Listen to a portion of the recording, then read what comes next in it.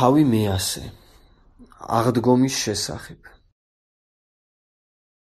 ხოლო გვწამს აგრეთვე მკვდართა აღდგომა, რადგან იქნება ნამდვილად, იქნება მკვდართა აღდგომა.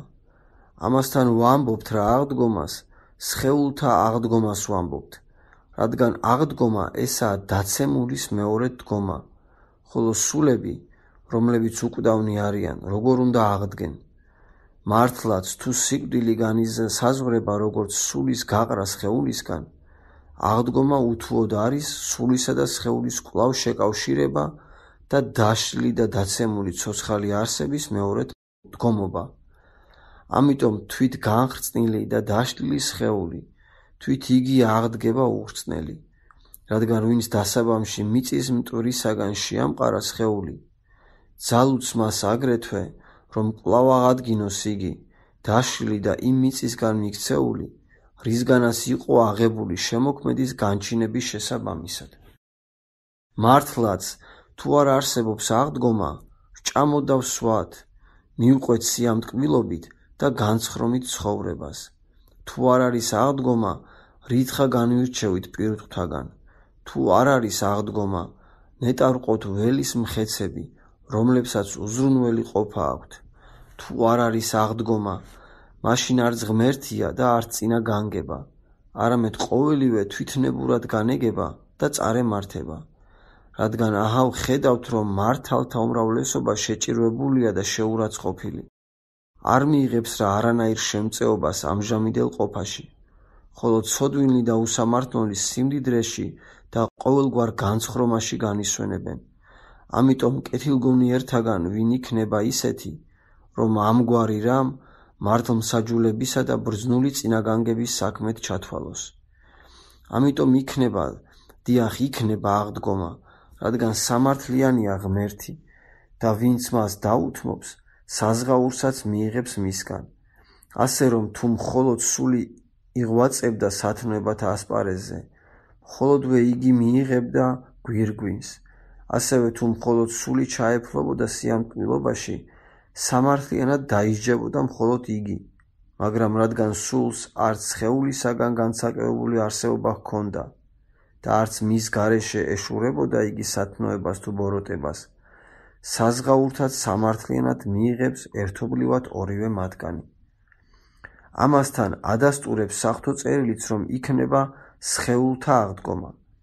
ასე უთხრა ღმერთმა ნოეს წარღვნის შემდეგ, როგორც ბალახის მწვანვილი მოგეცით თქვენ ყოველივე, მაგრამ ხორცი სულის სისხლით არ ჭამოთ, რადგან თქვენეულ სისხლსაც თქვენ სულთაგან გამოვიძიებ, ყველა მხეცის ხელისაგან.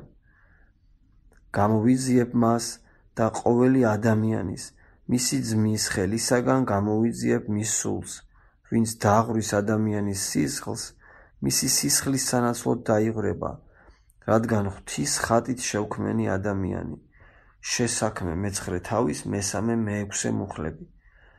როგორ გამოვიძიებს იგი ადამიანის სისხლს ყველა მხეცის ხელისაგან, თუ არ აღადგენს მომკვდარი ადამიანის სხეულებს. მართლაც ადამიანთა სანაცვლოდ როდი კვდებიან ცხოველები. ასევე თქმულია მოსეს მიმართ, მე ვარ ღმერთი აბრაამისი, ღმერთი ისააკისი და ღმერთი იაკობისი. არ არის ღმერთი მკვდართა ღმერთი. გამოსვლათა საკითხავი მე-3 თავის მე-6 მუხლი. ესე იგი, არ არის იგი იმათი ღმერთი, რომლებიც მოკვდნენ და აღარ იარსებებენ, არამედ ცოცხალთა, რომელთა სულებიც მის ცხოველ ხელშია, სხეულები კი კვლავ იცოცხლებენ აღდგომის მიერ.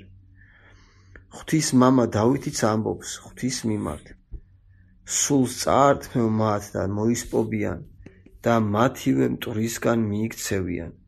ფსალმუნი 103-29 მუხლი. აჰა სხეულთა შესახებაა ეს სიტყვა შემდეგ ურთავს. გამოავლენ შენ სულს და შეიქმნებიან და განაახლებ მიწის პირს. ფსალმუნი 103-30 მუხლი. ესაიაც ამბობს, აღდგებიან მკვდრები და აღიმართებიან საფლავებში მყოფნი. ესაიას წინასწარმეტყველება 26 თავის 29 მუხლი. ცხადია, რომ სხეულებია დადებული საფლავებში და არა სულები. საღვთო დანიელიც ამბობს: და იმ დროს აღდგება მიქაელი, დიდი მთავარი, რომელიც დადგენილია შენი ხალხის ძეებზე და იქნება ჟამი შეჭირვებისა, შეჭირვება, როგორიც არ ყოფილა მას შემდეგ, რაც ხალხი გაჩნდა მიწაზე, ვიდრე იმ დრომდე და იმ დროს ცხონდება შენი ხალხი, ყველა ის, ვინც წიგნში ჩაწერილი აღმოჩნდება და მრავალნი მძინარეთაგანი მიწის ნაყარში აღიმართებიან, ერთნი საუკუნო სიცოცხლისათვის, მეორენი საუკუნო გაკიცხვისა და სირცხვილისათვის და გონიერნი გამობრწყინდებიან, როგორც სამყაროს ბრწყინვალება და მრავალნი მართალთაგანი, როგორც ვარსკვლავნი საუკუნოდ და შემდეგაც გამობრწყინდებიან. დანიელის წინასწარმეტყველება მე-12 თავის პირველი მესამე მუხლები. როდესაც ამბობს იგი, რომ მრავალნი მძინარეთაგანი მიწის ნაყარში აღდგებიან, ცხადია სხეულთა აღდგომას წარმოაჩენს ამით, რადგან არავინ იტყვის, რომ სულებს ზინავთ მიწის ნაყარში. თვითუფალმაც წმიდა სახარებებში სხეულთა აღდგომა ცხადად გადმოსცა. რადგან თქვა, მოისმენენ საფლავში მყოფნი ღვთისძის ხმას და გამოვლენ კეთილთა მოქმედი სიცოცხლის აღდგომაში, ხოლო უკეთურთა მოქმედნი სასჯელის აღდგომაში. იოანეს სახარება მე-5 თავის 22-23 მუხლები. საფლავებში მყოფებად კი განა ოდესმე სულებს იტყოდა ვინმე საღათ მოაზროვნეთაგანი. ამასთან არა მხოლოდ სიტყვით, არამედ საქმითაც გააცხადა უფალმან სხეულთა აღდგომა. პირველად აღადგინა მან 4 დღის მკვდარი ლაზარე, უკვე გახრწნილი და სუნგაშვებული, ხოლო აღადგინა მან არა სხეულს მოკლებული სული, არამედ სხეულით სულითურთ და არა სხვა, არამედ თვით ის გახრწნილი, რადგან როგორღა შეიცნობდა ან და სარწმუნო გახდებოდა მკვდრის აღდგომა, თუ კი მისი პიროვნების გამომხატველი თვისებები არ დაამტკიცებდნენ ამას. მაგრამ მან აღადგინა ლაზარე, რომელსაც კვლავ სიკვდილისკენ მიქცევა ელოდა, იმისათვის, რომ გაეცხადებინა თავისი ღმრთეება და სარწმუნო გაეხადა თავისი და ჩვენი აღდგომა. თვით უფალი კი დასაბამი გახდა იმ სრული აღდგომისა, რაც უკვე აღარ ექვემდებარება სიკვდილს. ამიტომაც ამბობდა საღვთო მოციქული პავლე: თუ მკვდრები არ აღდგებიან, არც ქრისტე აღდგომილა.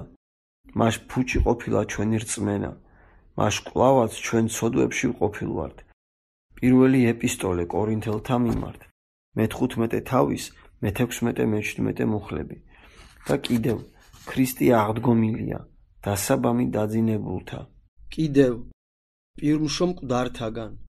და კიდევ, თუ კი გვწამს, რომ იესო მოკვდა და აღდგა, ასევე ღმერთი იმათაც, რომლებიც დაძინებულნი არიან, თავისთან მოიყვანს იესოს მიერ. პირველი ეპისტოლე თესალონიკელთა მიმართ, მე-4 თავის მე-14 მუხლი. თქვა კი მოციქულმა ასევე, ესე იგი ისე, როგორც აღდგა უფალი. ხოლო ცხადია, რომ უფლის აღდგომა მისი გაუხრწნელებელი სხეულისა და სულის შეერთება იყო, რადგან ესენი იყვნენ გაყრილნი. მანვე თქვა, დაარღვიეთ ეს ტაძარი და 3 დღეში ავაშენებ მას. იოანეს სახარება მე-2 თავის მე-19 მუხლი. ღირსსარწმუნო მოწმია წმიდა სახარება, რომ თავისი სხეულის შესახებ თქვა მან ეს. ამიტომ უთხრა თავის მოწაფეებს, რომლებსაც ეგონათ, რომ სულს ხედავდნენ: ხელი შემახეთ მე და ნახეთ, რომ მე ვარ და არ შევცვლილ ვარ, რადგან სულს ხორცი და ძვლები არა აქვს, როგორც ხედავთ, რომ მე მაქვს. ლუკას სახარება 24 თავის 39 მუხლი. და თქვა რა ეს? უჩვენა მათ ხელები და გვერდი. იოანეს სახარება მე-20 თავის მე-20 მუხლი. და თომასაც იწვევდა ხელის შესახებად. განა ყოველივე ეს არ არის საკმარისი იმისათვის, რომ სარწმუნო იყოს სხეულთა აღდგომა. კიდევ საღვთო მოციქული ამბობს, საჭიროა, რომ ამ ხრწნადმა შეიმოსოს უხრწნელება და ამ მოკვდავმა შეიმოსოს უკვდავება. პირველი ეპისტოლე კორინთელთა მიმართ, მე-15 თავის 43 მუხლი. და კიდევ, ითესება ხრწნილებაში, აღდგება უხრწნელებაში, ითესება უძლურებაში, აღდგება ძლიერებაში, ითესება უპატიობაში, აღდგება დიდებაში, ითესება მშვინიერი სხეული, ესე იგი განხშოებული და მოკვდავი, აღდგება სულიერი სხეული. პირველი ეპისტოლე კორინთელთა მიმართ, მე-15 თავის 42-44 მუხლები. ესე იგი უცვლელი, უვნებო, დაწლობილი, რადგან ამას ნიშნავს სულიერი, ანუ იმგვარი, როგორიც იყო უფლის სხეული აღდგომის შემდეგ, კერძოდ დაკეტილ კართა შორის გამავალი, დაუღლელი, საკვების, ძილისა და სასმელის არ მსაჭიროებელი. მართლაც უფალი ამბობს, რომ იქნებიან ისინი როგორც ღვთის ანგელოზები, მათ ეს სახარება 22 თავის 30 მუხლი. აღარ იქნება არც ქორწინება, არც შვილიერება. საღვთო მოციქული ამბობს, ჩვენი მოღვაწეობა ცათაშინახ გიეს, საიდანაც მოველით აგრეთვე მაცხოვარს, უფალი იესოს, ვინც გარდასახავს კიდეც ჩვენ სიმდაბლის სხეულს, რომ გახდეს იგი თანახატება მისი დიდების სხეულისა. ფილიპელთა მიმართ ეპისტოლე, მე-3 თავის 20-21 მუხლები. ამით მოციქულმა სხეულის სხვა სახედ გარდაქმნა როდ ითქვა, ნუ მოხდება ეს, არამედ უმალხრწნილებისგან უხრწნელებისკენ მისი შეცვლა. მაგრამ მიკითხავს ვინმე, როგორ აღდგებიან მკვდრები, ჰოი ურწმუნოებავ, ჰოი უგუნურებავ. განა ის, ვინც მარტოოდენ განზრახვით გარდაქმნის მტვერ სხეულად, ის, ვინც უბრძანებს თესლისეული ნივთის მცირე წვეც საშოში ზრდას და სხეულის ესოდენ მრავალსახოვან და მრავალგვარ აგებულებად განსრულებას. განა ასეთი ვინმე უფრო მეტად არ შეძლებს იმას, რომ განიზრახავს რა, კვლავ აღადგინოს უკვე ქმნილი და დარღვეული. მაგრამ როგორი სხეულით მოვლენ ისინი, უგუნურო, თუკი სიბრმავე არ განებებს, რომ ირწმუნო ღვთის სიტყვები, საქმეთაგან მაინც ირწმუნე, რადგან შენ, რასაც თესავ, არ ცოცხლდება. ვინმე არ კვდება და როცა რაიმეს თესავ, არათუ იმ სხეულს თესავ, რაც უნდა შეიქმნეს, არამედ შიშველს მარცვალს, თქვათ ხორბლისას, ან და სხვა რამისას, ხოლო სხეულს ღმერთი აძლევს მას, როგორც ინებებს და თითოეულ თესლს თავისი სხეული ეძლევა. პირველი ეპისტოლე კორინთელთა მიმართ, მე-15 თავის 26-28 მუხლები. დაუკვირდი, რომ თესლები ისე დაიფლის სნეულებში, როგორც საფლავებში. ვინ არის იგი, ვინც ჩაუნერგავს მათ ფესვებს, ღეროს, ფოთლებს, თავთავებს და უწვრილეს ფხებს. განა არა ყოველთა შემოქმედი, განა არა იმის ბრძანება, ვინც ყოველივეს აღაშენებს. ამიტომ გწამდეს ასევე, რომ ღვთის განზრახვითა და ნიშანცემით იქნება მკვდართა აღდგომაც, რადგან განზრახვას თანამსრბოლად აქვს მას ძალაც. ამრიგად აღვდგებით შეუერთდებიან და სულები გაუხრწნელებელ და ხრწნილებისგან განძარცვულ სხეულებს და წარვუდგებით ქრისტეს საშინელ ტახტს და გადაეცემიან ეშმაკი და მისი დემონები, აგრეთვე მისი ადამიანი, ანუ ანტიქრისტე, ურჯულოვნი და ცოდვილნი, საუკუნო ცეცხლს, არა ნივთიერს, როგორც ჩვენთან არის, არამედ იმგვარს, როგორიც ღმერთმა უწყის. სიკეთის მოქმედნი კი გამობრწყინდებიან, როგორც მზე, ანგელოზები თურთ, საუკუნო ცხოვრებისათვის, ჩვენს უფალი იესო ქრისტესთან ჭვრეტელნი მისნი და ჭვრეტილნი მისგან, რომლის დაუსრულებელ სიხარულსაც მოვინაყოფებენ ისინი. ამინ.